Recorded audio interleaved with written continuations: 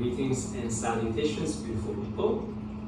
I hope you're all having a beautiful day, a beautiful evening, a beautiful night, a beautiful morning.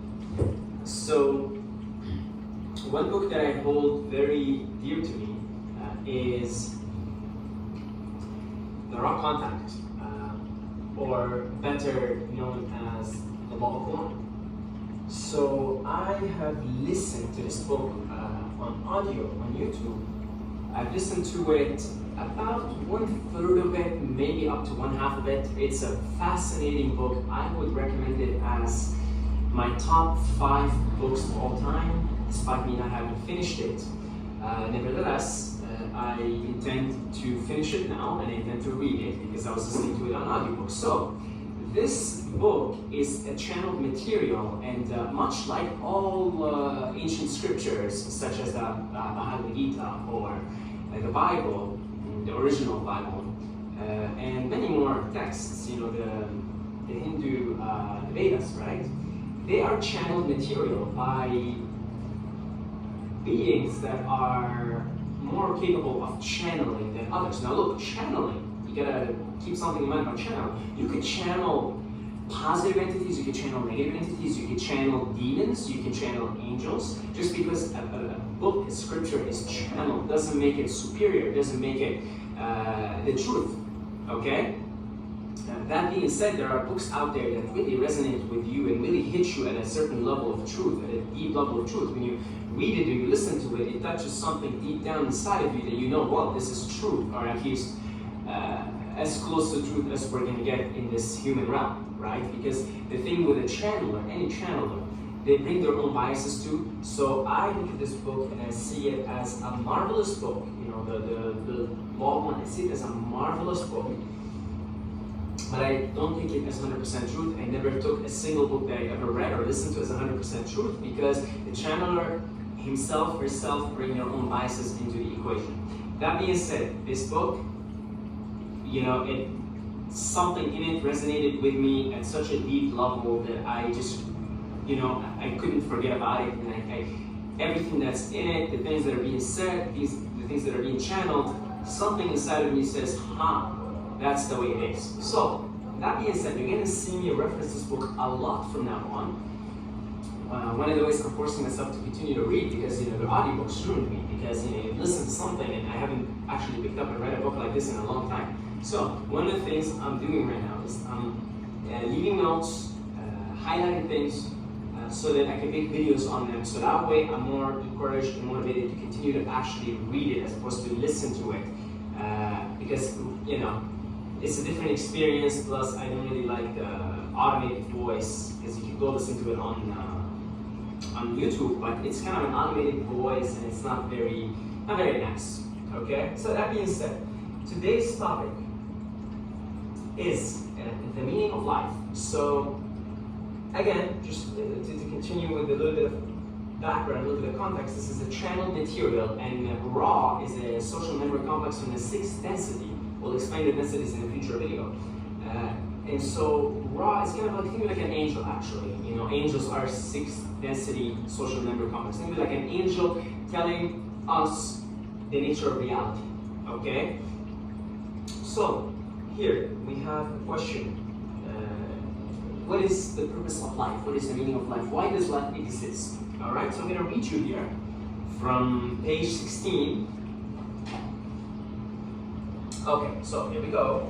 Ra reports that the Creator has made the infinite creation out of itself for the purpose of knowing and experiencing itself. Let me repeat, this may be the most important part of this paragraph. Ra reports that the Creator has made the infinite creation out of itself for the purpose of knowing and experiencing itself. So, in other words, to simply answer the question of what is the purpose of existence, the purpose of existence is for the creator of the existence to get to know and experience itself through its own existence. This intelligent infinity, as Ra calls it, generates out of its own being the galaxies, stars, planets, entities such as ourselves, darkness and light, love and fear, every shade of meaning and experience, every mode of thought and activity, and everything else real and imagined on every plane of existence. I'm going to repeat again, this is very important. This intelligent infinity, as Ra calls it, generates out of its own being the galaxies, stars, planets, entities, such as ourselves, darkness and light, love and fear, every shade of meaning and experience, every mode of thought and activity, and everything else real and imagined on every plane of existence. Because the Creator is infinite, the nature of the Creator is infinity, the creation in and of itself goes on forever. It goes on for infinity. And there are infinite planes of existence, okay? Infinite planes of existence. So when you imagine something, that is another plane of existence. So for instance, you know, if you imagine like the Dragon Ball world, right? You know, it's an anime, right? It's an anime show. If you imagine the Dragon Ball world, that's real. There's a different plane of existence, right? So there are like an infinite number of existences, planes of existences, because the Creator itself is infinite. Okay? So in all of these infinite numbers of planes of existence and infinite manifestations, right? So planets, stars, moons, ourselves, animals, plants, fear and love, everything. It's all God, the Creator, experiencing and knowing itself by experiencing all these different shades to be able to comprehend its own existence, because it's so vast, it's so infinite, and as a result, you know, if you're look, the best way I can put it, and it's difficult to comprehend with the intellect, right? This is something you would perfectly understand if you just drop like a tap of acid, right? So just bear with me here. Take this with a grain of salt, right? Hello. So, if the Creator is pure awareness, it cannot be aware of itself. Kind of like this. My eyes are there, but they're not aware of themselves. They can see, right? My eyes can see. I can see this house, I can see this tree, but my eyes can't see themselves. Now there is a mirror, so I can look in the mirror and I can see my eyes, but that's exactly what existence is. Existence is a mirror for the infinite intelligence. You see? It's like my eyes. If I never had a mirror, right? Never ever had a mirror or never looked at a clear, crystal clear lake, I would be looking and seeing things, right? But my eyes themselves wouldn't be able to see themselves. You understand? In the same way, the infinite intelligence is pure awareness, but it can't see itself, it can't know itself unless it provides a mirror. So when I look in a mirror, I can see those eyes. I can be like, whoa, they're brown, I can see now. Whoa, those are the eyes that I can see the world with. In the same way, all of creation, all planes of existence exist because they're a mirror, so that the infinite intelligence can get to know itself, can get to see itself. So when you look at a beautiful view, a beautiful mountain, a beautiful rainbow, so a very nice rainbow yesterday here, you're looking at yourself, you're looking at your own magnificence, your own beauty. Now the question becomes then, what about darkness? I mean, it says, Ross says, that darkness and light, love and fear, every shade and meaning of experience, every mode of thought and activity, and everything else real, imagined, or plane existence is the infinite intelligence. So does that mean evil is? Does that mean, you know, things like pedos, for instance, right? I'm trying to watch my language here because I don't want to get censored, right? Pedos, for instance, pedos, right?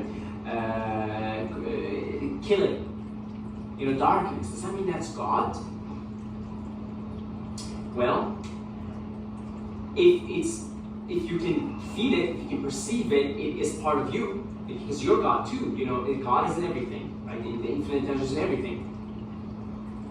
But that darkness element is at the contrast in which God can get to know and appreciate itself.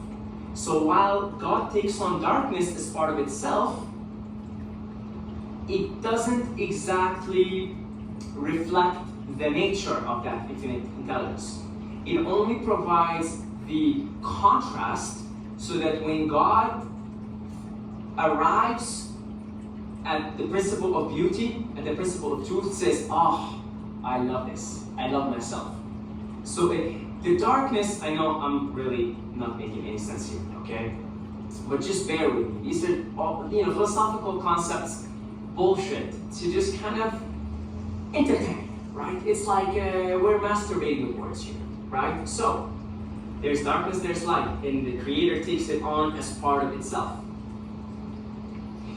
The darkness is there to provide the contrast so that God can appreciate itself as the light. Thus, making the darkness part of God, but not necessarily equated with the nature of God. The contrast is there to make God appreciate itself, to make God know itself, to make God love itself, appreciate itself, really, is what it is. So, all of existence, darkness and light, fear and love, all of it, is like a mirror for your eyes to see themselves. The darkness is there to give you the contrast so you can appreciate the light. Like if you haven't had a sunny day, suddenly you have a sunny day, you really appreciate that.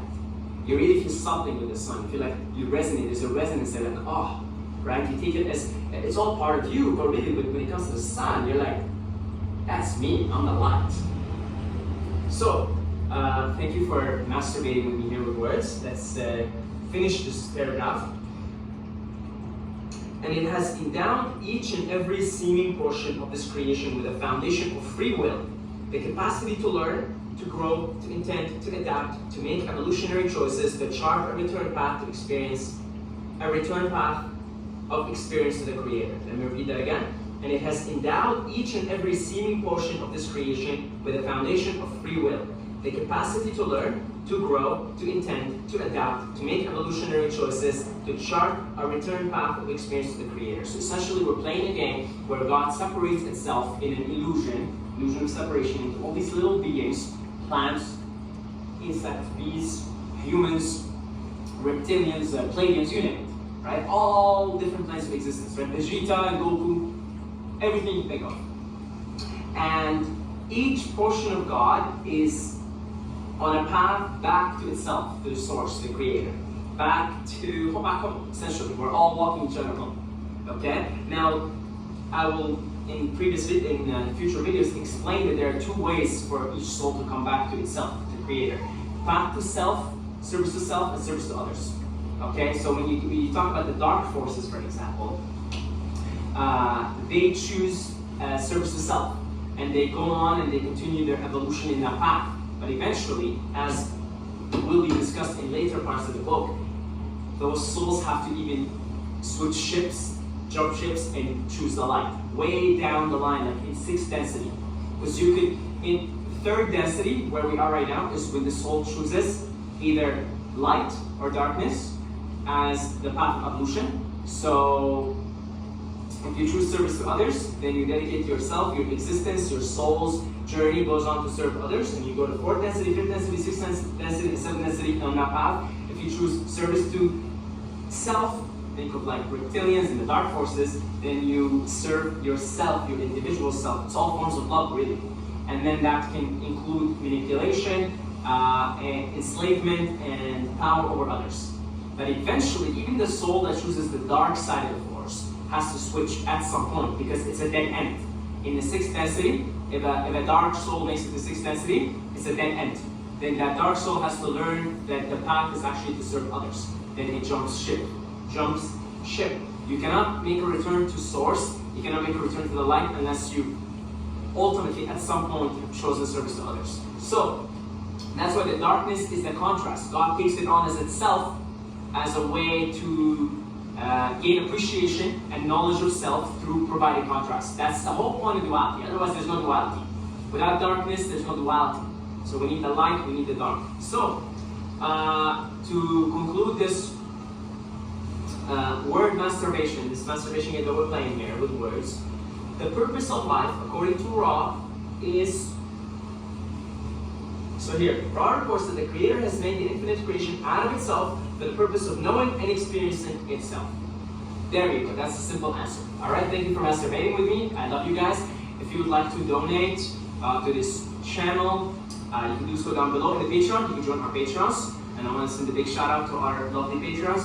You can send one-time donations on PayPal. I have the link down below. If you've got a couple of $100,000, maybe a couple of millions, we are absolutely open to receive that. Okay? So anything you guys throw my way, our way, is absolutely appreciated, and I would really want to extend my sincere gratitude to all the existing, the past, present, and future patrons, and all the people that send very generous donations on PayPal also. So again, the link's down below in the description, and I'll see you guys in the next video.